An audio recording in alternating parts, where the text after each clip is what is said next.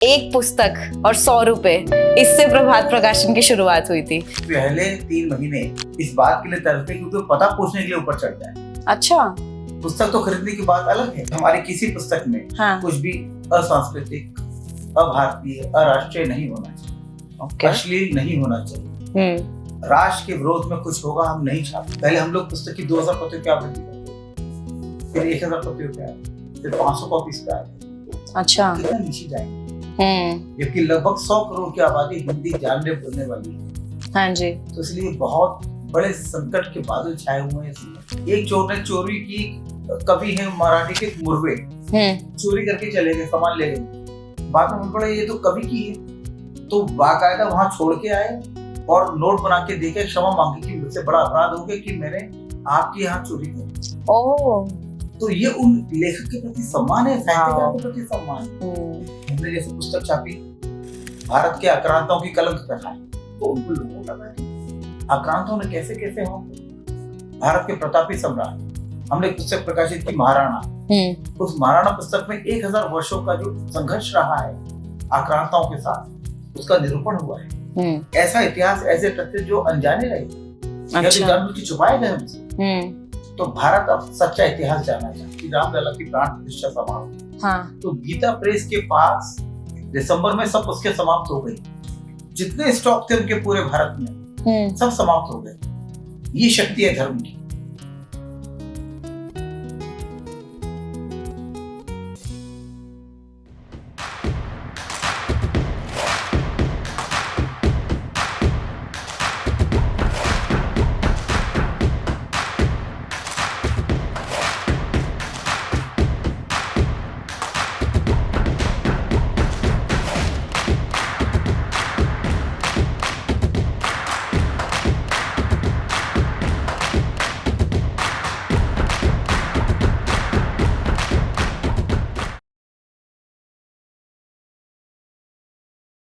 नमस्ते सर। नमस्कार। शिल्पकार सीरीज में आपका बहुत बहुत स्वागत है। धन्यवाद, आपने मुझे आमंत्रित किया। सर, हमारे भाग्य बोलिए कि आप यहाँ हैं। आपका ये प्रकाशन, प्रभात प्रकाशन, मतलब इतने सालों से, जब मैंने अपनी मम्मी के सामने पहली बार बोला कि मैं आपका इंटरव्यू लेने वाली हूँ, तो मम्मी का सबसे पहला रिएक्शन ये था, अरे मैं तो उनकी बचपन से पढ़ती आ रही हूँ बुक्स। तो मतलब सब दुनिया में आई थिंक एक ना एक बार कभी ना कभी आपकी कोई ना कोई पुस्तक से तो गुजरे ही हैं, वो एक जर्नी से गुजरे ही हैं।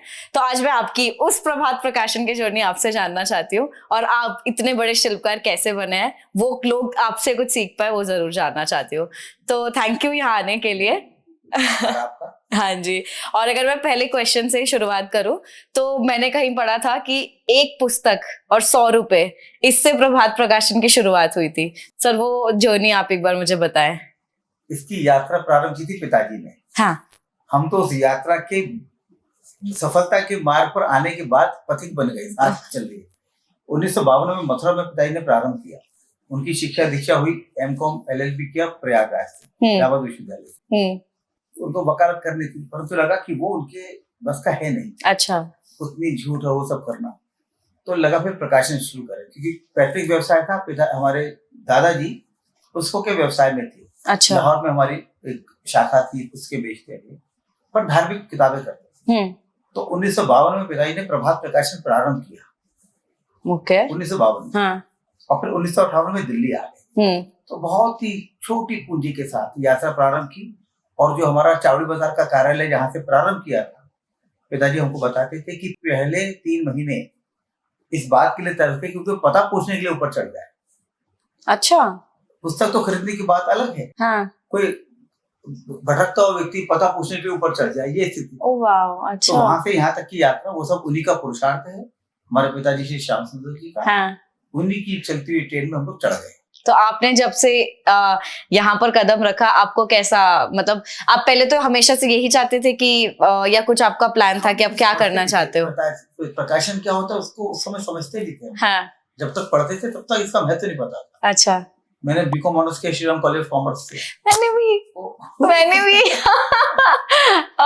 2015। मैं तो फिर 1988 मैंने पास आउट किया। हाँ जी। तो लगा था कि सीए करेंगे, सब कुछ करेंगे। हाँ, हाँ। सब लोग भी कर रहे थे हमारे साथ। मैंने कहा देखो जो भी कुछ करो, अंततः मैं चाहूंगा कि यही आना। अच्छा। इसी व्यवसाय में आए। हाँ। तो लगा जब अंततः यहीं आना है तो वहां 3 साल 5 साल क्यों लगाना। तो जिस दिन पहले दिन कॉलेज गए उसी दिन दोपहर को कार्यालय आ गए। ओ वाह, अच्छा अच्छा। तो ग्रेजुएशन और काम साथ साथ में शुरू हो गया। कितनी आई थिंक छोटी उम्र ही होगी वो तो, 19 साल जितने वो कॉलेज। हाँ, अरे वाह। में 18 साल की आयु में आ गए।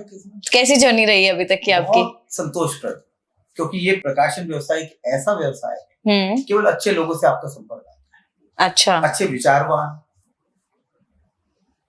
नीतिगत लोग जो चीजों को समझते हैं, जिसका चिंतन होता है, जो समाज को कुछ देना चाहते हैं, समाज के बारे में सोचते हैं, ऐसे लोगों से संपर्क आता है। और ये हमारे ऊपर है, हम कैसे उसमें कंट्रीब्यूट कर सकते हैं। तो हमारा एक ही उद्देश्य है, ऐसी पुस्तकें प्रकाशित करें जो समाज को दिशा दे सके, जो हमारा एक सांस्कृतिक ऐतिहासिक कुछ आदर्श है वो समाज में हम निरूपित कर सके। तो ऐसी पुस्तकों का प्रकाशन करें। तो आप ऐसे कुछ, जब भी आपके पास कोई पुस्तक की ये छपना चाहती है तो ऐसे आप कुछ चूज करते हो किसी तरीके से कि हम कौन सी पुस्तक करेंगे या कौन सी पुस्तक नहीं भी करेंगे? वो पूरे पैमाने सेट है। कुछ चीजें बिल्कुल हमारा एक खाका बना हुआ है, उसके अंदर क्या क्या होते हैं जनरली? जैसे हमारी किसी पुस्तक में कुछ भी असांस्कृतिक, अभारतीय, अराष्ट्रीय नहीं होना चाहिए, अश्लील नहीं होना चाहिए, राष्ट्र के विरोध में कुछ होगा हम नहीं छापेंगे, समाज में विघटन करने वाला कुछ तत्व होगा हम नहीं छापेंगे, सामंजस्य बिठाने वाली पुस्तकें छापेंगे, सकारात्मक भाव जागृत करने वाली किताबें छापेंगे। कुछ भी छाप देना तात्कालिक लाभ के लिए वो हमारा लक्ष्य नहीं। उस बारे में बिल्कुल 100% हमारे यहाँ पे एक नीति। ओके। तो इसलिए लेखक भी देखते हैं, उसके विचार भी देखते हैं, कंटेंट भी देखते हैं, और पाठक की अभिरुचि क्या है, क्योंकि सबसे बड़ा आराध्य पाठक। हम जो भी छापते हैं वो हमारे पाठक के किसी न किसी रूप में काम आए, उसे लगे कि पुस्तक पढ़ के मैं थोड़ा समृद्ध हुआ, तो उसके छापने का लाभ। तो आपके पास ऐसे मतलब जो लेखक हैं जैसे जो कभी चाहते हैं कि मैं छपवाना चाहता हूँ अपनी पुस्तक यहाँ ये प्रकाशन से, तो आपके पास उनका पूरा लेख लिख के आता है, स्टोरीज आती हैं, फिर वो टीम पूरी आपकी पढ़ती है और उसके बाद वो पब्लिकेशन में आगे जाता है? पूरी प्रक्रिया है। हाँ। कोई भी पांडुलिपि आएगी, हाँ, तो आजकल तो पहले तो लोग हाथ की लिखी पांडुलिपि भेज देते थे। हाँ, हाँ। तो भेजते तो हमको बड़ा संकोच होता था, पांडुलिपि भेजी, उनके पैसे लगे, हम उसको वापस करेंगे, हमारे पैसे लगेंगे। अब सुविधा हो गई। हाँ। आजकल तो लोग मेल पे अपना ऑनलाइन भेज देते हैं। हाँ। हम उनसे कहते हैं कि अपना पूरी पुस्तक का एक प्रारूप, एक जिस्ट भेज दीजिए। अच्छा। संक्षेप भेज दीजिए, टेबल ऑफ कंटेंट्स भेज दीजिए, भूमिका भेज दीजिए, अपना परिचय भेज दीजिए। अच्छा। एक अध्याय भी, हाँ, उससे थोड़ी कल्पना हो जाएगी, चावल का दाना निकाल के देख लेंगे कैसा है। हाँ। उसके बाद फिर पूरी पुस्तक मंगा लेते हैं, जब जिसकी अच्छी लगती है, जो हमको लगे कि हमारी इस परिधि में आती है, जो मैंने आपको बताया खाना बनाओ, या तो वो विषय हमारे यहाँ पहले ना छपा, ठीक है, अगर उसी विषय पर एक पुस्तक पहले से हमारे पास है, ऐसा विषय बचा है सर जो ना छपे हो? नई दृष्टि होती है। हाँ, दृष्टिकोण चेंज होता है। हमको लगता है कि हर चीज में हमेशा नवाचार होता है। हम आज से 25 साल पुरानी पुस्तक अपनी देखते हैं, 15 साल पुरानी देखते हैं और आज की देखते हैं, तो हमको लगता है हमने उत्तर विकास किया है, हमने गुणवत्ता के अंदर कुछ इम्प्रूवमेंट किया ही किया है। तो ये मुख्य बात है। तो कंटेंट को लेकर भी यही, क्योंकि कंटेंट सबसे प्रमुख चीज कंटेंट है। आवरण तो ठीक है, अच्छा बना दिया, उसके अंदर क्या है वो तो सबसे बहुत बड़ा नैतिक दायित्व होता है साहित्यिक पुस्तकों के प्रकाशन का। साहित्य, हाँ, क्योंकि एकेडमिक्स में तो ठीक है, जो लिखा हुआ है 2+2 4 ही होगा, पर आप जो साहित्यिक किताबों के माध्यम से जो सामग्री प्रस्तुत कर रहे हैं, उसमें ऐसा कंटेंट होना चाहिए जो एक सकारात्मक भाव जागृत कर सके, कुछ उसमें भ्रम पैदा करने वाली स्थिति ना हो, ये मुख्य बात। सही बात है। तो सर इसमें जैसे अब आपके पास बुक आई, आपने सेलेक्ट कर ली कि हम ये पुस्तक अच्छी है, हम ये छपवाना चाहते हैं, उसके बाद क्या होता है? मतलब आप अपनी साइड से सब डिजाइनिंग और कंटेंट लिखना, उसमें एडिटिंग करना, प्रोसेस तो लेखक प्रोवाइड करते हैं, हाँ, पर उसमें कुछ गलतियां हो वो सब उसका संपादन, संशोधन, परिमार्जन, हाँ, 3 स्टेजेस होती है। ठीक है। जो सामग्री आएगी वो किसी फॉन्ट में होगी, हम उसको हमने एक पर्टिकुलर फॉन्ट हमारा है, आपका सेट होता है पब्लिकेशन का, हमने अपना पूरा एक बना रखा है, हाँ, एक पूरी हमारी नियमावली है प्रकाशन की, फॉन्ट के बारे में, लेआउट के बारे में, वर्तनी के बारे में, वर्तनी ये चलेगी, तो उसका मानक रूप हमने निर्धारित किया है, उसके अनुसार सब पुस्तकों का प्रकाशन होगा। ओके। जितनी पुस्तकें होंगी सबका प्रारूप एक ही होगा। ओके। यानी कि किसी एक लेखक के कुछ और हो, और कागज छपाई गुणवत्ता का एक हमने मानक बनाया। समझे। तो सर पर इसके फिर मैं थोड़ा ऐसे समझना चाह रही हूँ कैसे, क्योंकि जो लेखक अगर देख रहे हैं तो उनको भी पता हो कि कैसे वो आप तक पहुंच सकते हैं और कैसे सारा होता है, तो मैं इसलिए एक पूरा थोड़ा डिटेल में जानना चाह रही हूँ, क्योंकि मुझे भी नहीं पता और बहुत ही जानना जरूरी है। तो अगर अब ये हुआ कि आपने सेलेक्ट कर लिया बुक और ये छपनी है, पर उसमें फिर आप सारी अगर छपवाते हैं तो उसमें आपके भी तो इतने खर्चे होते होंगे, तो वो कैसे होता है फिर आगे? क्या होता है, पुस्तक जब छप के आती है ना, तो पाठक को नहीं पता कि इसके पीछे कितना श्रम हुआ है। हाँ। सबसे पहले श्रम उस लेखक का, जिसने अपना बिल्कुल समय लगाकर, अपनी मेधा लगाकर पुस्तक का लेखन किया। तो सबसे पहले तो उस लेखक का श्रम, तो उसके बाद जितने फैक्टर्स ऑफ प्रोडक्शन है, कोई संपादन करेगा, कोई प्रूफ रीडिंग करेगा, कोई डिजाइनिंग करेगा, लेआउट करेगा, फिर छपाई होगी, फिर उसका बाइंडिंग होगी, फिर उसका वितरण होगा, तो हम सब चीज की कॉस्ट होती है। तो प्रकाशक का ही सारा व्यय होता है। हाँ। सारा व्यय प्रकाशक का है। इसलिए मैं कभी कहता हूँ मजाक में अपने प्रिंटर्स को, बाइंडर को जो गलती कर देते हैं कि प्रकाशक खरबूजा है, कटेगा प्रकाशक। गलती तुम करोगे, तुम गलत छाप दोगे, तुम कहोगे ठीक है गलती हो गई, मैं दोबारा छाप दूंगा। हाँ। दोबारा छाप दोगे, पर कागज तो हमारा लगेगा। हाँ, खर्चा तो हमारा ही होगा। तो खरबूजा प्रकाशक ही है। हाँ, बहुत व्यय साध्य काम है। हाँ। प्रकाशन करना बहुत व्यय साध्य है, क्योंकि पुस्तक लिखना बहुत कठिन, छापना कंपैरेटिवली आसान है, पर बेचना सबसे कठिन। एग्जैक्टली। हाँ जी। इस समय जब हम देख रहे हैं कि पढ़ने के प्रति लोगों की रुचि कम हो गई, लोगों का समय मोबाइल में, टीवी में अधिक लग रहा है, ऐसे में हिंदी में कम से कम पुस्तक संस्कृति को विकसित करने का बहुत बड़ा दायित्व है लेखकों और प्रकाशकों का। मराठी में, बांग्ला में, उड़िया में, मलयालम में, वहाँ पुस्तकें लोग खरीदते हैं। उसके उनके संस्कार का हिस्सा है, उनके जीवन का हिस्सा है। वहाँ कुछ भी उपहार देंगे तो पुस्तक जरूर देंगे। अच्छा।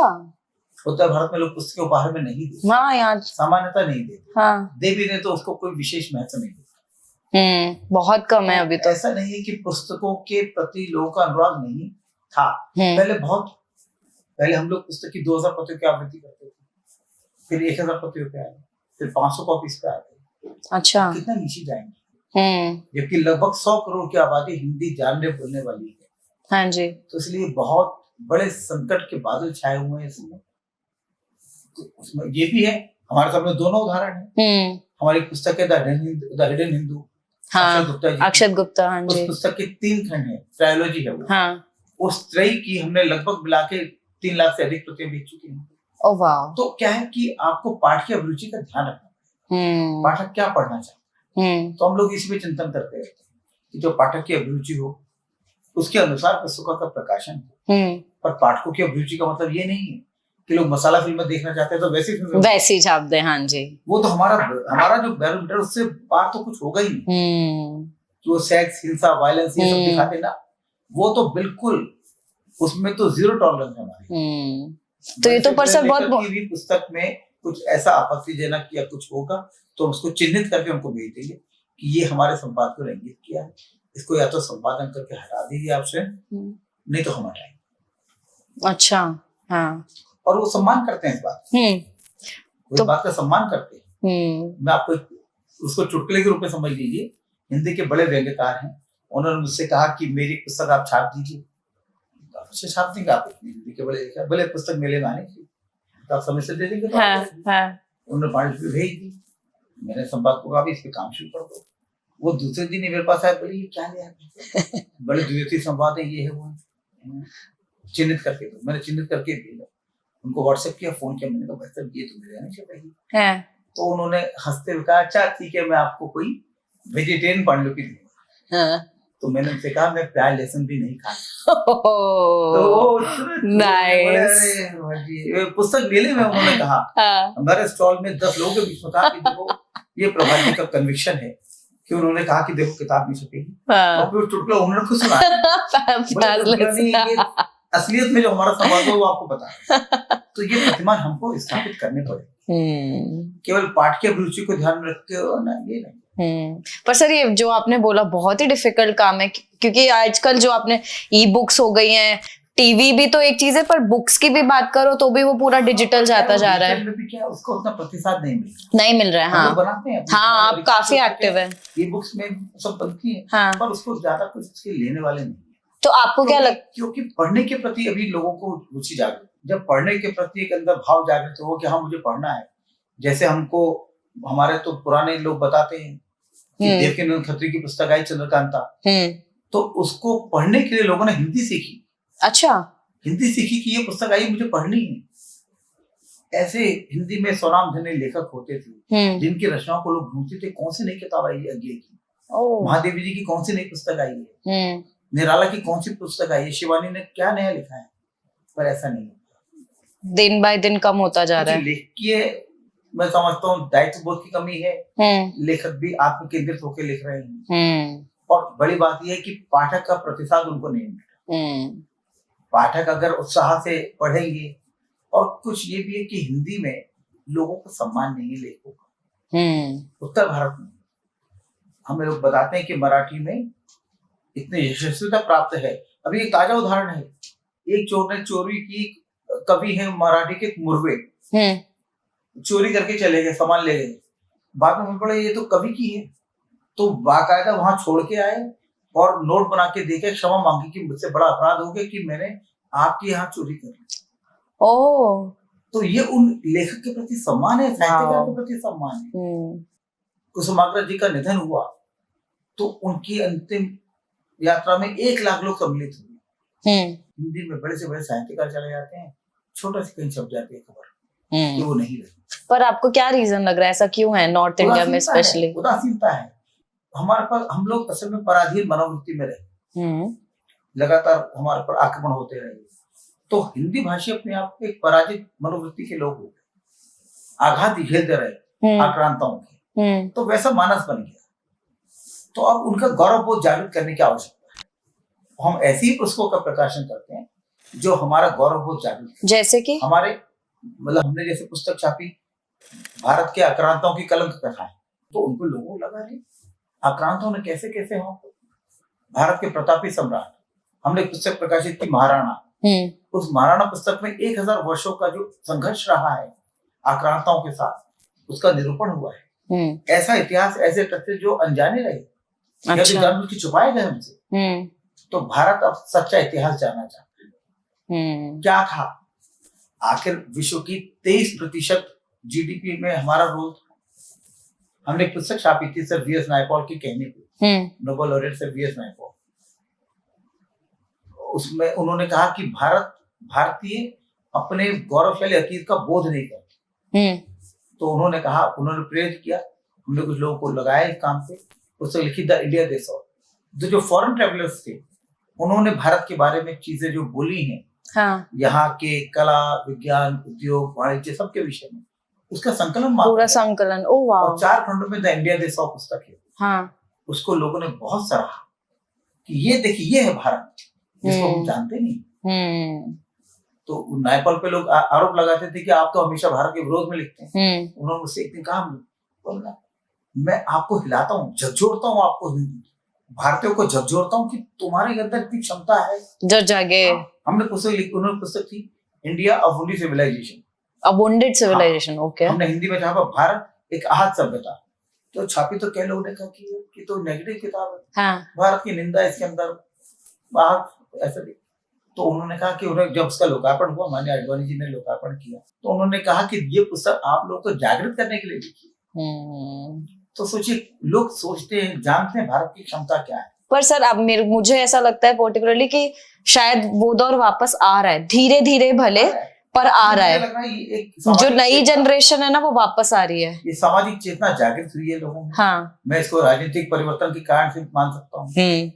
गवर्नमेंट का भी काफी योगदान है हिंदी भाषा को, और काफी सरकार अपने स्तर पे कर रही है। हाँ। हमको लगता है कि हम अपने स्तर पे जो कर सकते हैं वो करना चाहिए। हर व्यक्ति का दायित्व है। डॉक्टर कलाम से मिलते थे, उनका बहुत आशीर्वाद था, उनकी सब पुस्तकें हमने छापी थी। तो वो कहते थे कि देखो, आपको जो काम मिला है, आप उस काम को पूरी तन्मयता के साथ, निष्ठा के साथ पूरा कीजिए। दूसरे से अपेक्षा मत कीजिए, आपको जो करना है आप पूरा कीजिए। तो प्रकाशन के क्षेत्र में हम जो कर सकते हैं हम वो करें। इसी भाव से प्रकाशन। तो अगर मैं आपसे अगर पूछूं कि आप लोगों को क्या बोलना चाहोगे कि आप हमें भी ये करने की जरूरत है, तो आप क्या बोलोगे इस बारे में? मैं तो सबको एक ही बात कहता हूँ कि जो हम ज्ञान बटोरते आए हैं, सत्यनिष्ठा, सत्य बोलो, नैतिकता का ध्यान रखो, ये सब तो ठीक है, परंतु मुख्य बात है कि आप अपने जीवन मूल्यों को संरक्षित कीजिए। हमारा जो परंपरागत ये चला आ रहा है संस्कृति, इसको बचाइए। ये नहीं बचेगी तो कुछ नहीं बचेगा। सबसे बड़ी यही है, धर्म संस्कृति सबसे बड़ी चीज है हमारी। सनातन संस्कृति, सनातन धर्म वर्षों से चला आ रहा है, सदियों से चला आ रहा है, युगों युगों से इसलिए चला आ रहा है क्योंकि इसके अंदर कुछ है। हमारा दायित्व है इसको बचाएं और आने वाली पीढ़ी को उसको हम किसी भी रूप में दें, वो पॉडकास्ट के माध्यम से दें, स्टोरी टेलिंग के माध्यम से, पर उसको देना जरूरी है। और ये हमको चिराग का अंधेरा है ना, यहाँ कम दिखता है, विदेशों में जाते हैं तो वहां लगता है लोगों के अंदर बड़ी रुचि है। आपकी इंटरनेशनली जाती है बुक्स? कम जाती है, पर जो भी जाती है, जिन लोगों से बात होती है, वो लगता है नहीं कि भारत के अंदर, वो भारत से जुड़ना चाहते हैं। वो विदेश में है पर उनको लगता है नहीं हमको जुड़े रहना चाहते हैं, बच्चों को यहाँ की कथाएं, यहाँ की नीति बातें, ये सब पता नहीं है। तो कौन सा ऐसा एक सेगमेंट है, जैसे अभी हमने धर्म की पुस्तकें अगर हो गई, तो ऐसा कौन सा सेगमेंट है जिसमें सबसे ज्यादा, अगर अभी की बात करूँ तो ज्यादा डिमांड है? ऐतिहासिक, सांस्कृतिक, पौराणिक, इन विषयों में लोगों की रुचि जागृत है। अब ये जो आपने बात करी, इसमें आई थिंक रिलीजन की भी जितनी बुक्स हैं कि लोग सुंदरकांड पढ़ते हैं आज, रामायण पढ़ना चाहते हैं, पूरा रामचरितमानस पढ़ना चाहते हैं। श्री रामलला की प्राण प्रतिष्ठा समारोह, तो गीता प्रेस के पास दिसंबर में सब उसके समाप्त हो गई। जितने स्टॉक थे उनके पूरे भारत में सब समाप्त हो गए। ये शक्ति है धर्म की।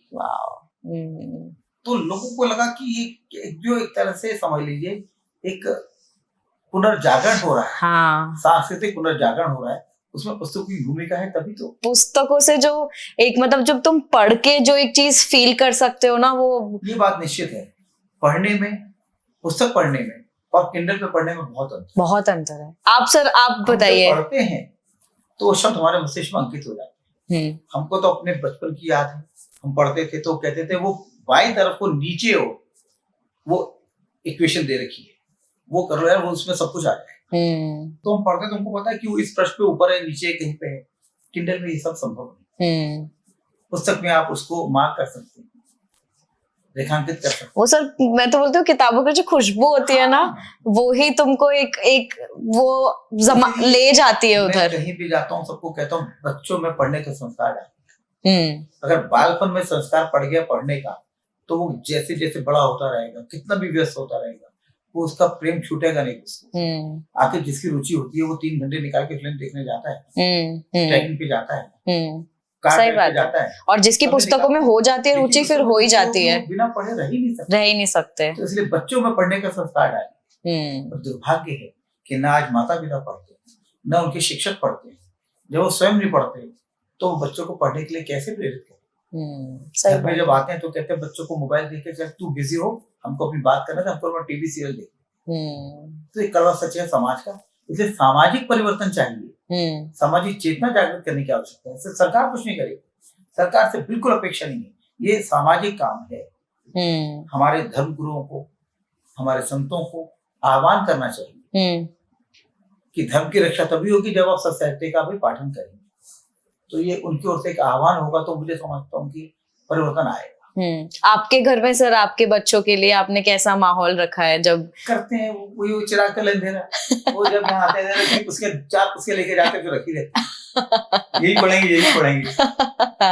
क्योंकि एक तो क्या है, एजुकेशन ऐसी हो गई है, समय नहीं। विद्यालय से आए 3 बजे, थोड़ा सा खाया पिया, फिर ये ट्यूशन, ये खेल, हो गई रात का ना। पढ़ने के लिए समय काम लिया, जो पुस्तकें पढ़ने के लिए समय चाहिए अलग से। पुस्तक मेले में जाते हैं, बच्चा कहता है माँ मुझे एक किताब दिला दो, माँ कहते हैं तेरे पास बहुत किताबें, बहुत किताबें यानी एकेडमिक टेक्स्ट बुक जो उसके पास, तो वो बच्चे को घसीटते हुए बाहर ले जाती है। बाहर जाके उसको 300 रुपए का पिज़्ज़ा खिलाती, 100 रुपए की पुस्तक नहीं खिलाती, 300 रुपए का पिज़्ज़ा खिलाती। सही है। तो आप मैंने आपका एक वीडियो देखा था जिसमें आप अटल जी के बारे में बात करते करते भावुक हो गए थे। आपसे मैं जानना चाहती हूँ, आप अटल जी के साथ आपने काफी समय व्यतीत किया है, कैसा समय था वो, कैसी भावनाएं हैं? मतलब वो जो उनके साथ का समय था, हाँ. जो उनके साथ की बातें थी, वो आज हमें दिखने को नहीं। वो तो हमारी ऐसी थाती है, और मतलब लगता ही नहीं था कि हम अटल जी से मिल, इतनी सहजता। कब, कितने साल के थे आप पहले, कब की बात है?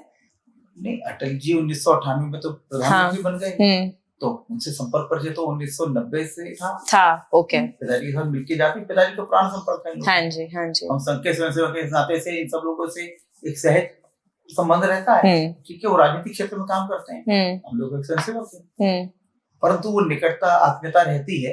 वो केवल एक भाव कॉमन है, हम सब स्वयंसेवक हैं। तो जो संघ का स्वयंसेवक होने का जो भाव है, वो हम सबको बांध के रखता है। तो जब अटल जी प्रधानमंत्री बन गए, अटल जी ने हमारी अनेक पुस्तकों का लोकार्पण किया। हाँ जी। अटल जी ने, आडवाणी जी ने। हाँ जी। तो बहुत सहज संबंध थे। हमें कभी लगा नहीं कि हम प्रधानमंत्री के समय मांग रहे हैं, वो प्रधानमंत्री के यहाँ जा रहे हैं।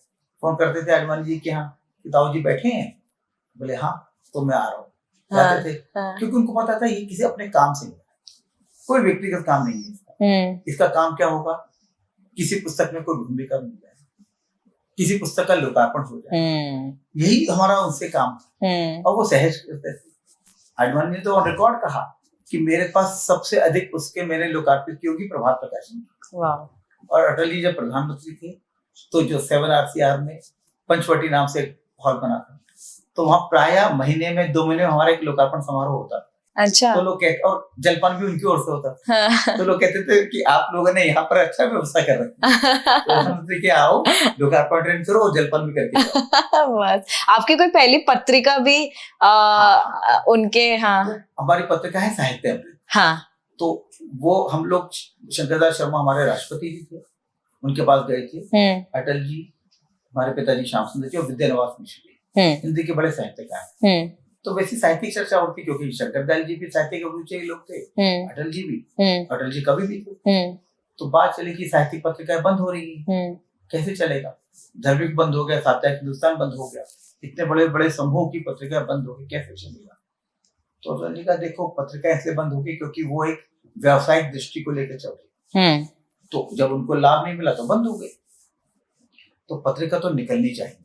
तो बोले पत्रिका निकालने के लिए 2 लोग चाहिए, एक संपादक और एक प्रकाशक, या दोनों उपस्थित हैं। तो शंकरदास जी को लगा हो सकता है क्या? अच्छा, एकदम से अब्रप्टली बात शुरू हो रही है तो कैसे कहेंगे? तो ठीक है, हम विचार करके बताते। तो फिर एक दिन विद्यानवास जी हमारे कार्यालय में आए, तो कहा भाई शंकरदास जी ने कहा है। अटल जी ने मुझसे पूछा क्या किया आपने, तो उन्होंने बात की, तो क्या करना है? तो मैंने कहा अच्छा हम विचार करते हैं। पिताजी ने हम तीनों भाइयों को बुलाया और कहा कि देखो, पत्रिका प्रारंभ करने के लिए बहुत हम पे एक दबाव भी है और लगता है कि करना चाहिए। शुरू करेंगे तो बंद नहीं करेंगे, ये घाटे का सौदा है, पहले दिन से मान लो, क्योंकि इसमें पैसा लगेगा, निकलेगा नहीं। तो हमने कहा ठीक हम शुरू करें। तो पत्रिका प्रारंभ हुई, उसका प्रवेशांक हमने जाकर शंकरदयाल जी को भेजा। उस फोटो में अटल जी भी। फिर अटल जी जब प्रधानमंत्री बन गए तो हमने 100वां अंक पत्रिका का उनको जाके भेजा। तो अटल जी का कैसा रिएक्शन था उनका? उन्होंने कहा 200 अंक होगा तो भी मैं आऊंगा। अरे वाह। तू भी मुझे आके देना। बहुत मतलब इसने बहुत था। और अगर मैं आपसे पूछूं वो लेखक कैसे थे तो आप क्या बोलोगे? मतलब वो जो थे वही उनके लेखन में था, वही उनके जीवन में था, कुछ अंतर नहीं, ऊपर कुछ और अंदर कुछ ऐसा नहीं। अटल जी आडवाणी दोनों में ऐसा, इतनी निकटता, इतनी मित्रता, इतनी आत्मीयता, एक दूसरे के प्रति इतना सम्मान, जो आज के राजनीतिक क्षेत्र में दुर्लभ। और आपका, जब आप प्रभात प्रकाशन में आए, तो आपका, अगर मैं बोलती ना कि वो सबका एक पहला कोई प्रोजेक्ट होता है जो कुछ नया हमने किया, या कुछ पहली चीज जो आपको बहुत खुशी देती है अपने काम में, तो ऐसी कोई याद है आपको? सबसे पहले आए थे तो जो अलमारी किताबें रखती है ना, तो वो निकाल के धूल झाड़ के वापस लगाई। सच में? हाँ, मतलब जो लोग कहता है ना कि साहब, वो इंडस्ट्रियलिस्ट ने कहा कि मैं अपने बेटे को पहले ट्रेनिंग कराऊंगा जाके, हमारे वहीं से ट्रेनिंग एक्चुअली वहीं से हुई है। बंडल बांधे हमने, वहीं से शुरू हुई। इसलिए पता है कोई चीज हमसे छुपी नहीं।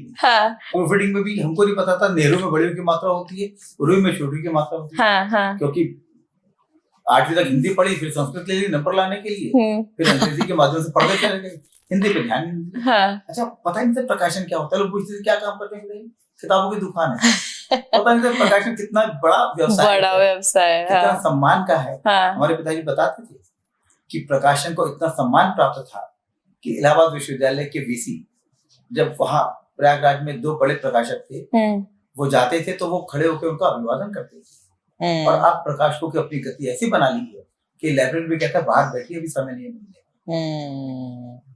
तो इसलिए बहुत प्रकाशन करना, हम कोई नई पुस्तक बन के आती है तो ऐसा लगता है किसी नए बालक का जन्म। तो आप हर पुस्तक आपके, मतलब जैसे अभी मैं आप काम कर रहे थे, मैं देख रही थी, तो ऐसे हर चीज आप कुछ जो भी छपने वाले वो पूरा आपके थ्रू जाता है? एक दृष्टि आप डाल सर। पर आप बोल रहे थे अपने इंग्लिश में, आपकी हिंदी कितनी अच्छी है, तो ये सब काम करते करते सीखी। इसलिए अंग्रेजी नहीं आती, हिंदी आती है। अभी हमको सीखने की जरूरत है। और मैंने देखता हूँ कि अमित भाई कहते हैं कि मैं तो अंग्रेजी अखबार पढ़ता ही नहीं। हाँ। मैं तो हिंदी का अखबार पढ़ता हूँ। अंग्रेजी वाले कुछ भी लिखते रहे मेरे लिए, हाँ। मुझे परवाह ही नहीं। मैं गुजराती और हिंदी पढ़ता हूँ। नरेंद्र भाई हिंदी में बोलते हैं, तो हमको अपने अंग्रेजी बोलने की क्या आवश्यकता? सही, वो तो बहुत सच है। हिंदी से चल जाएगा, हिंदी से चलाएंगे ना। जिसको हमारी बात सुननी है वो सुनेगा हमारी बात। सच, बिल्कुल सही है। अंग्रेजी बोलो, उसका क्या लाभ? हाँ, ये तो है, ये तो मैं भी बोलती हूँ, बहुत बार ऐसा होता है। मैंने कहा हिंदी बोलो ना यार, क्यों इतना ऐसे टूटी फूटी बोल के तुम्हें जबरदस्ती कूल बनना है। वो तो है। तो सर मैं आपसे अगर पूछूं कि मैं आपका जो पूरा प्रभात प्रकाशन का दौर और पूरा कैसे कहाँ से आया है पूरा देख रही थी, तो उसमें एक था कि ISO 9001-2000 पहला एक प्रकाशन है जिसको ये सर्टिफिकेशन मिला है। ये सर्टिफिकेशन का सर पहले मतलब क्या होता है? जैसे कहीं ना कहीं जो भी हम काम करते हैं, जैसे लोग कहते हैं ISI ब्रांड, हाँ, तो ये मानक रूप होते हैं। जो मानक रूप हमने प्रकाशन के क्षेत्र में उन्होंने बताए, उसको हमने पूरा किया। मानक रूप सर आपको स्टैंडर्ड? अच्छा, ठीक है। कोई भी चीज होती है उसका स्टैंडर्डाइजेशन करते हैं। हाँ। हम जैसे कोई सामान खरीदते हैं तो कहते हैं ISI मार्क है, ये स्टैंडर्ड होना चाहिए उसका, समझ गए। तो यानी वो आप उसके स्टैंडर्ड्स को मीट कर रहे हैं। तो प्रकाशन के क्षेत्र में जो उन्होंने आवश्यकताएं थी उसको हमने पूरा किया। उसमें सारे फैक्टर्स हैं, प्रोडक्शन की quality, time schedule, delivery, office management, working condition, सब चीजों को देखते हैं। बाकायदा ऑडिट होता है उसका। अच्छा, ओके। बाकायदा टीम है, वो आके ऑडिट करती है। हाँ। सब चीजों को देखती है, साफ सफाई। ऐसे नहीं कि बस के कागज पूरा किया और सर्टिफिकेट हाथ में दे दिया। हाँ, अच्छा। तो वो सब मानक हमने पूरे किए, जो कमी बताई उसको पूरा किया हमने। तो इंडिया में पहला आपको मिला है प्रकाशन हिंदी प्रकाशन में। तो अभी आप जैसे आपका इंग्लिश प्रकाशन भी है, बट आपका मतलब ऐसा प्लान है उसको भी बहुत आगे या हिंदी पे फुल फोकस रखना ही है? दोनों भाषाओं में प्रकाशन, दोनों में, पर हिंदी का आप रखोगे पूरा जितना? हिंदी तो है ही, अंग्रेजी पढ़ता रहे। हाँ। महात्मा गांधी ने कहा था ना, अपनी खिड़की दरवाजे खुले रखो। हाँ। सब बाहर की अच्छी हवा आने को। तो हम भी अंग्रेजी में अच्छी साहित्य होता है साहब। मैंने तो सर इनफैक्ट आपका देखा, आप AI में भी काफी आ गए हैं अब, मतलब हाँ जी, उसकी लिमिटेशंस हैं। अभी हमको उस चैलेंज को पार करना है, क्योंकि क्या हो रहा है, AI को लेके मन में अभी भ्रम है, भ्रांतियां हैं, संशय है। क्योंकि हमने जैसे अनुवाद के लिए किसी को सामग्री दी, उन्होंने इधर से आलू डाला उधर से सोना निकाला वाली पद्धति से 5 दिन में मैटर हमको भेज दिया। तो वो भाव नहीं आते। हाँ, भाव नहीं आते। क्योंकि ये प्रकाशन बड़ा एक पावन और पुनीत का काम है। इसमें शॉर्टकट से, जल्दबाजी से कुछ नहीं होता। बहुत धैर्य पूर्वक साधना का काम है। और हिंदी प्रकाशन तो बहुत साधना का काम है। मराठी वालों से पूछो, वो तो हर साल आवृत्ति कर देते हैं। हमारे यहाँ तो एक आवृत्ति होती है, 3 साल 4 साल में एक किताब बिकती है। तो धैर्य चाहिए। तो अभी सर कितनी अप्रॉक्स किताबें एक साल में बिकती हैं? एक दिन में 2 बिकती है, मैंने वो। हाँ, मतलब उस तरह से देखा जाए तो हम लोग, हमारे पास तो नंबर ऑफ टाइटल्स बहुत ज्यादा है। लगभग 3000 पुस्तकें हमारे सर्कुलेशन में है। तो कोई कम बिकती है, कोई ज्यादा बिकती है, तो एवरेज आ जाती है। अच्छा। और नई व्यक्ति के लिए कठिन है सर्वाइव करना। हाँ जी, हाँ जी। क्योंकि वो जेस्टेशन पीरियड इतना बड़ा है कि वो सर्वाइव नहीं कर पाते। और फिर कागज की महंगाई, पुस्तकें भेजने का व्यय, बुक सेलर्स का पैसा न देना, सब कुछ ऑनलाइन मार्केटिंग पे निर्भर हो जाना, ये कई फैक्टर्स हैं जिससे धीरे धीरे पार पा रहे हैं। तो अभी आपका सर कैसा प्रॉफिट वगैरह कैसा चल रहा है? मतलब ठीक है, देखिए ये कुछ ना कुछ मंथर गति से चल रहा है, तभी हम कर पा रहे हैं। हाँ। अगर नहीं चलेगा तो कुछ नहीं कर पाएंगे। पर आपके अगर मैं प्लान्स पूछूं आगे के, अगर आपने, तो क्या प्लान किया है आगे? प्लान ये है कि अच्छी पुस्तकें छापते हैं। हाँ। अभी हम प्रतिवर्ष लगभग 250 से 300 नई पुस्तकें छापते हैं, नई पुस्तक। हम संख्या को और बढ़ाएंगे, अपना पाठक वर्ग विकसित करेंगे, ऐसी पुस्तकें छापेंगे जो पाठकों के लिए बहुत, वो कहीं मुझे तो चाहिए पुस्तक, मुझे पढ़ना ही है। कोई भी ऐसा विषय जो परिवार में बैठ के सब लोग एक साथ पढ़। तो उसकी आप ऐसे सर स्टडी करते रहते हो कि क्या आज मतलब लोग क्या डिमांड कर रहे हैं, क्या ज्यादा पढ़ना चाहते हैं, उनकी अभिरुचि है, या क्या विषय हम ऐसे पब्लिश करें जिसमें अभिरुचि विकसित हो। रुचि विकसित तो हमको करनी है ना, यही बड़ा काम है। केवल जो आया छाप दिया ये भी नहीं है। आग्रह करके लोगों से पुस्तकें लिखवाते नहीं। वाह। तो सर फिर मेरे को इसमें ये भी पूछना है कि जैसे आपने अब हमारे जो हमने बात करी थी, तो काफी पुस्तकें ऐसी भी होती होगी बहुत बार जो अनसोल्ड रह जाती होंगी, उसका क्या होता है फिर? रखते हैं हाँ। इस आशा में कि कभी बिक जाएंगी। हाँ। या कभी कोई कार्यक्रम हो तो वहां वितरित कर दी, निःशुल्क किसी को दे दी, किसी संस्था को भेंट कर दी, मतलब कोई हम नष्ट नहीं करते। तो फिर जो हम समझ रहे थे, जैसे आपने पूरा सपोज 100 बुक्स आपने छपवाई, ठीक है, अब वो 100 बुक्स में पूरा आपका 100 बुक्स का खर्चा सब आपने उठाया। अब अगर वो 100 बुक्स बिक गई तो फिर उसमें आपका एक परसेंटेज रहता होगा और ऑथर का एक परसेंटेज रहता होगा, रॉयल्टी दी जाती है और आपका परसेंट। तो एक चीज जिसके लिए आप फेमस, मैं वो जानना चाहती हूँ, आप काफी पुस्तकों को बेस्ट सेलिंग पुस्तक बना देते हैं, वो कैसे करते हैं आप? वो कंटेंट बनाता है। हाँ। लोग उस पुस्तक को पढ़ना चाहते हैं। हाँ। उसके कंटेंट से वो प्रभावित हैं, तभी उसको खरीद रहे हैं।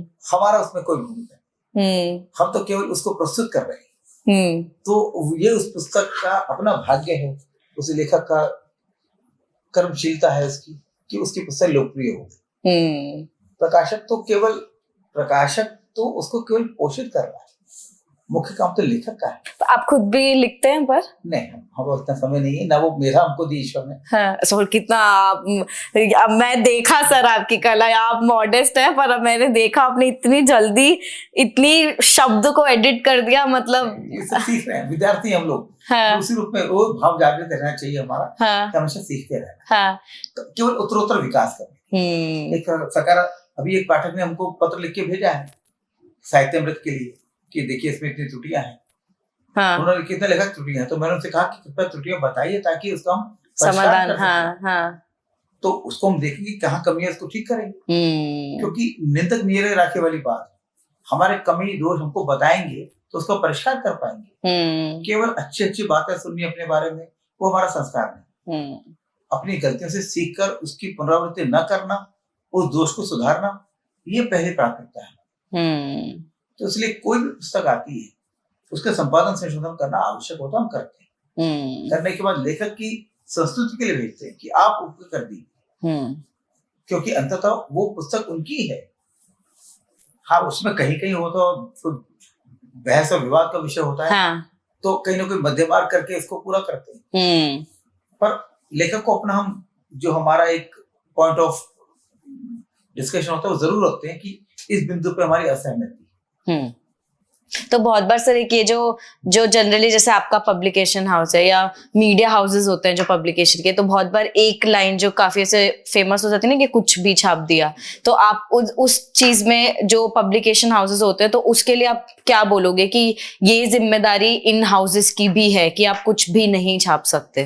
तो ये तो हमारा नैतिक दायित्व है, सामाजिक दायित्व है कि हम ऐसा कुछ भी ना छापे जो हमारे संस्कारों को प्रभावित करे, भारत की अस्मिता को पे आघात लगाए। ये कुछ भी नहीं छापना चाहिए। हर व्यक्ति का दायित्व है, ये हर भारतीय का दायित्व है कि वो जो भी काम करे उसमें ऐसा कुछ ना हो जिससे राष्ट्र को कोई आघात पहुंचता। उसी किसी एक्टिविटी से, किसी कर्म से कहीं देश को कोई आघात नहीं पहुंचना। ये सबसे बेसिक बात। वो तो बहुत जरूरी है, पर वही ना कहीं कुछ ना कुछ गैप हमेशा रह ही जाता है। तो उसको पूरा करने का काम तो साहित्य के माध्यम से हम कर रहे हैं। हाँ।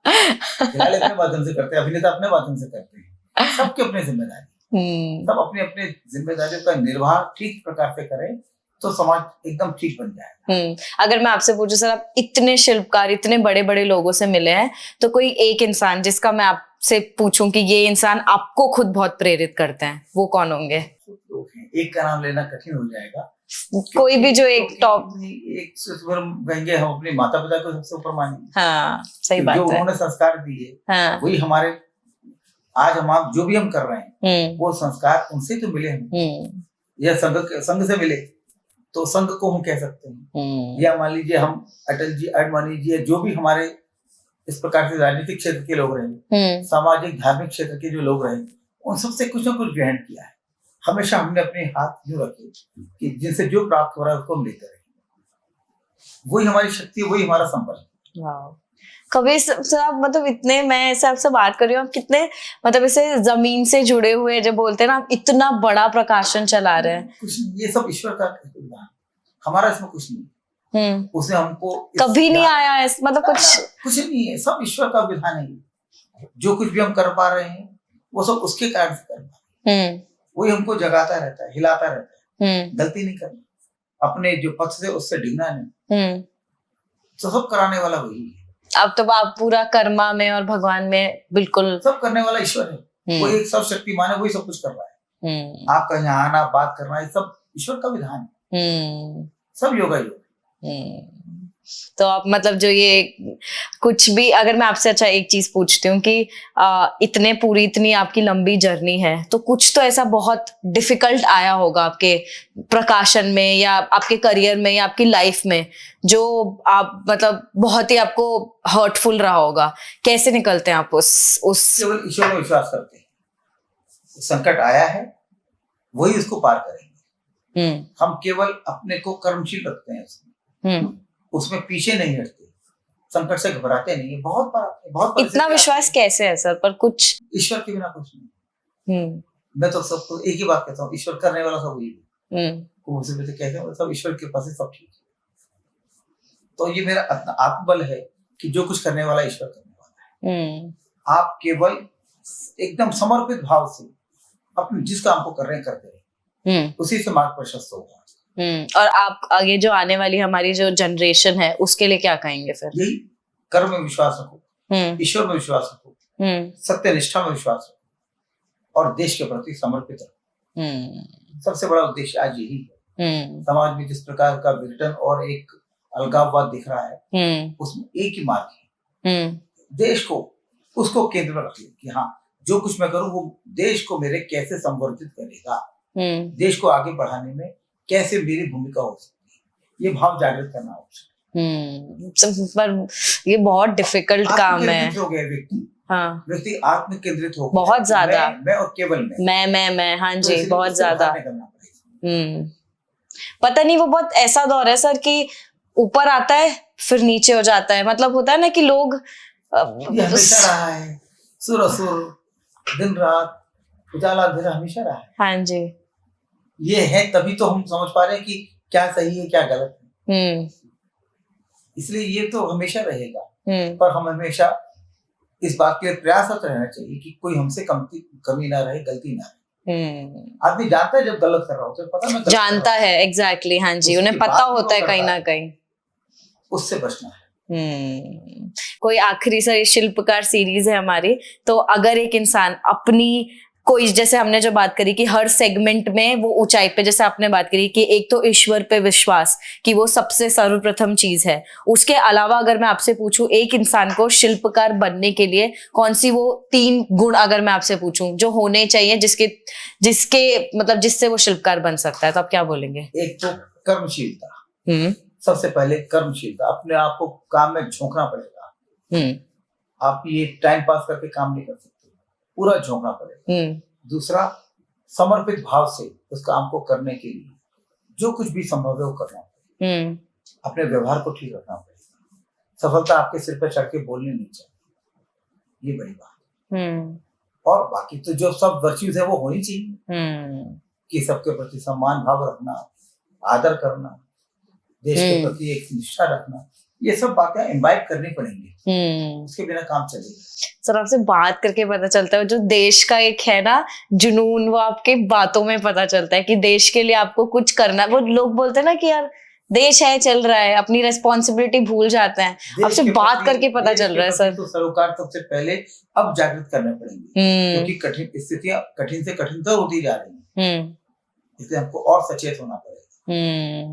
बहुत जरूरी है गवर्नमेंट के लिए। अब ये जो हमारी सरकार है, आप क्या बोलेंगे, कैसा काम कर रहे हैं? तो अच्छा कर रही है सरकार, अच्छा कर रही है, इसलिए तो जो अलगाववादी लोग हैं उनको अंदर बेचैनी है। नरेंद्र भाई तीसरी बार चुनकर आए हैं तो उनकी हताशा और बढ़ गई है कि ये कैसे हो गया, क्योंकि नरेंद्र भाई अपने लिए नहीं कर रहे, देश के लिए कर रहे हैं। और पूरे विश्व में जो सम्मान बढ़ा है वो हम सभी देख रहे हैं। जिस प्रकार का उनको सब जगह जाते हैं, जो आदर सम्मान मिलता है, भारत के प्रति लोगों की जो धारणा बदली है, तो सब हम सबका सम्मान बढ़ रहा है ना। तो नरेंद्र भाई कहते हैं कि मैं जब किसी राष्ट्राध्यक्ष से बात करता हूँ तो मेरे पीछे 140 करोड़ भारतीयों की शक्ति होती है। ये है उस व्यक्ति। आप मिले हैं उनसे? बहुत बार। कैसा एनर्जी है? नरेंद्र भाई का तो बहुत स्नेह रहा है इस संस्थान में। यहाँ प्रभात प्रकाशन में वो पहले बहुत आते रहे हैं। अच्छा। हाँ, वो संघ के प्रचारक थे। ये हरीशा माथुर लेन में रहते थे।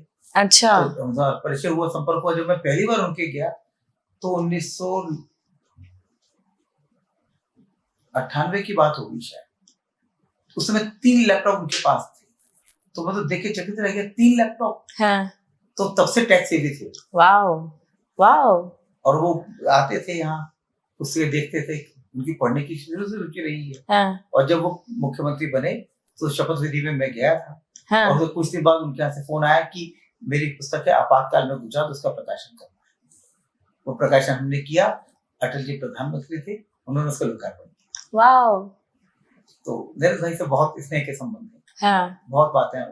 तो कैसी ऊर्जा लगती है उनकी, कैसी एनर्जी लगती है? वो तो एकदम सादा क्यों, सामान्य व्यक्ति नहीं, असाधारण है, तभी वो ऐसे अद्वितीय काम कर पा रहे हैं। ऐसा तो फील होता है उनके साथ। सामान्य व्यक्ति नहीं कर सकता। वो इतने बड़े राष्ट्र नेता, और पुस्तक मेले में एक कार्यक्रम हुआ, पुस्तक मेले में आते दूरदर्शन की टीम आई, उसने बैठ लिया हमसे कि किस तरह के प्रकाशन है, क्या क्या आप कर रहे हो, देश में आइकॉन क्या है। तो मैंने बोला कि हम डॉक्टर कलाम हमारे नायक थे, वो नहीं रहे, अब लोग नरेंद्र भाई के अंदर नायकत्व देखते हैं, वो देश को प्रेरणा दे रहे हैं।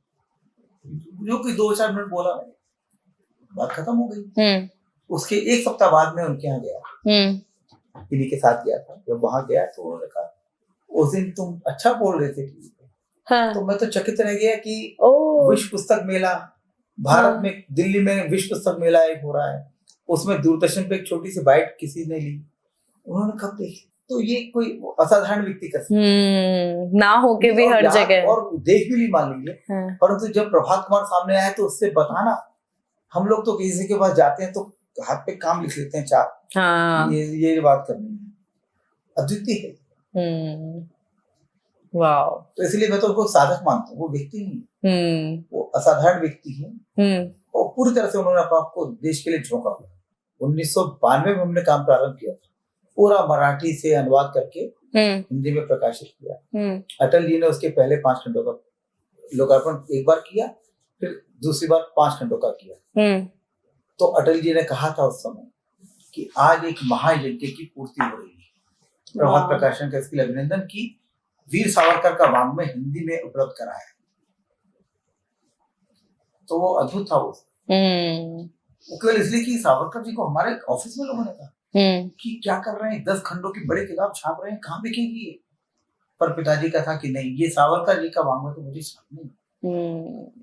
और ये सब जो आपने जैसे बोला ना कि ये सारी जो पुस्तकें होती है ना, इनको हिंदी में पढ़ोगे ना तो जो भाव आएंगे ना, वो क्या है, सावरकर जी के बारे में जो भ्रम भ्रांतियां लोगों ने फैलाई, हाँ, उसका उत्तर है उनकी पुस्तकें जो उन्होंने लिखा है।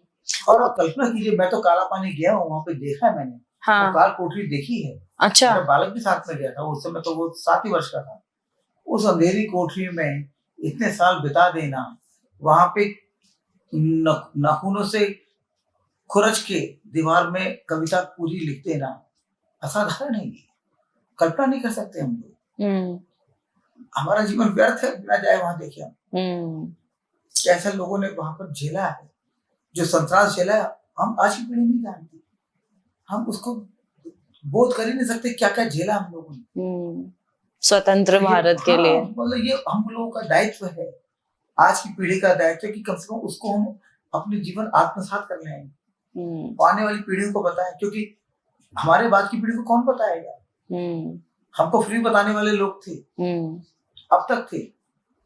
अटल जी, आडवाणी जी सब बताते थे किससे। आडवाणी जी बताते थे, मेरे को पहली पुस्तक मिली the Indian first war of independence. बोले मैं जब कॉलेज में अच्छे नंबर लेके आया तो मुझे पुस्तक उपहार में मिली सावरकर जी की, तो उससे उनका जीवन परिवर्तित हुआ। तो ये आने वाली पीढ़ियों को बताना पड़ेगा ना क्या है। आपने जब ये पहली बार पढ़ा था ऐसा सब, तो वो तो मैं जब वो पढ़ रहा था उनकी पुस्तक मेरा आजीवन कारावास, तो पढ़ते पढ़ते आंसू निकल रहे थे, क्या हो रहा है, मतलब लग रहा था कि फिल्म चल रही है क्या, ऐसा किसी व्यक्ति के हो सकता है क्या? हाँ, मतलब कल्पना नहीं कर सकते। आज लोग कुछ भी उनके बारे में बोलते रहे, माफी मांगी है क्या, जाके देखो ना उस व्यक्ति को, वहां जाके देखो कैसी विषम परिस्थितियों में लोग जीते थे। तो ये दुर्भाग्य है कि हमारी शासन व्यवस्था ऐसी बनी जिसने इन सब जो भारत के अमर सपूत थे इनको नेपथ्य में डाल दिया। राजनीतिक विद्वेष के कारण किया होगा, पर अन्याय तो किया ना। एक पूरी पीढ़ी को आपने समाप्त कर दिया। और बहुत लोग ऐसे हैं जिन्होंने बहुत कुछ किया और उनके बारे में लोगों को पता ही नहीं है। इसलिए जो नरेंद्र भाई ने आह्वान किया स्वाधीनता के अमृत महोत्सव के समय पर, कि जो गुमनाम नायक हैं, ऐसे अनजाने नायक हैं, हुतात्मा हैं, उनके बारे में खोज खबर निकालिए आपके गांव में, आपके जिले में, तो उस पर बहुत काम हो रहा है। अनसंग वॉरियर्स जो उन्होंने कहा, वो बहुत काम हो रहा है, बहुत लोग निकल के आ रहे हैं। अच्छा, डॉक्यूमेंटेशन था ही, उन्होंने आह्वान किया तो उनकी फैमिलीज आ रही हैं। हाँ, लोग निकाल के दे रहे कि हमारे गांव में ये हुतात्मा थे, अच्छा, बलिदानी थे, इन्होंने संघर्ष किया, स्वाधीनता आंदोलन में का योगदान था, वो कोई डॉक्यूमेंटेशन ही नहीं हुआ। तो ये सब आने वाली पीढ़ी के लिए संचित करने का काम कर रहे हैं।